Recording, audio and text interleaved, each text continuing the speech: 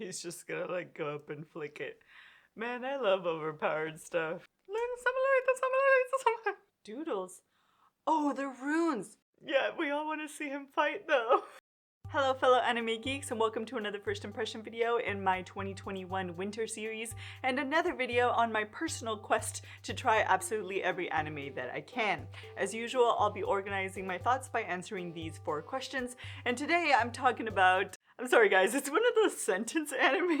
Tatoeba Last Dungeon MAE no MURA no Shounen ga Joban no Machi de Kurasu Youna Monogatari. Or on Funi, suppose a kid from the Last Dungeon Boonies moved to a starter town. This had 2 MAU tags, adventure and fantasy, and I would say that those are accurate, but I would also like to add comedy. Also, despite the title, this isn't a game or an isekai fantasy. It is a magical world with its own lore and with its own systems. I almost kind of wish that they hadn't used gaming terminology in the title, but I think that maybe they're trying to attract people like me that are like, what? Fantasy? Where?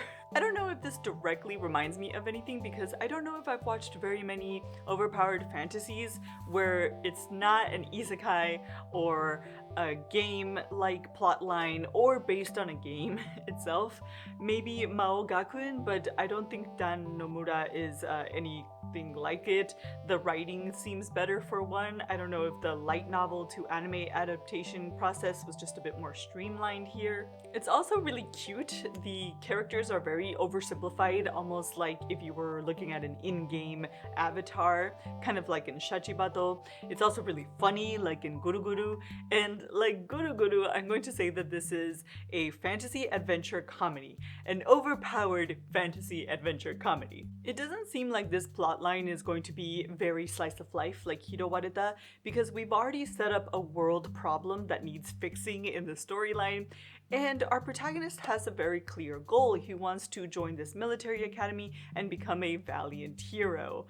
Also, a lot of the premise is already explained to us in the title. Our protagonist is from this secluded town that has an interesting foundation myth, and everyone there just kicks butt. He has to move to this town in order to take the academy entrance exam, and hilarity ensues as he starts presenting himself as this really weak candidate because he's comparing himself to everyone in his crazy village.